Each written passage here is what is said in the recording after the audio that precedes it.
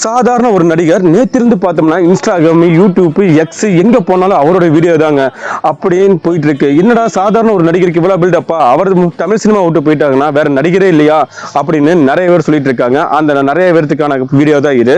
தளபதி விஜய் அண்ணா Tamil cinema விட்டு போயிட்டாங்கன்னா நிறைய நடிகர்கள் வரலாம் நடிகருக்கு. ஆனா விஜய் அண்ணாக்கும் அவங்களுக்கும் உள்ள வேறுபாடு இந்த வீடியோல நான் சொல்றேன்.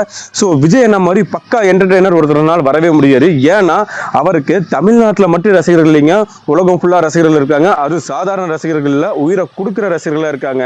அது மட்டும் இல்லாம அவர் படம்னு ஒண்ணு வந்துச்சுன்னா கூட்டம் கூட்டமா குடும்பமா ஒரு அம்மா தன் பையன் நடிச்ச படமா, வீட்டுல ஒரு தங்கச்சி தன் அண்ணனோட படமா, ஒரு பையன் தன் அண்ணனோட படமா அப்படின்னு சொல்லிட்டு அவருக்காக தாங்க குடும்பமா போய் பார்க்குற ஒரே நடிகர் வந்து பாத்தீங்கன்னா தளபதி விஜய் மட்டும்தான்.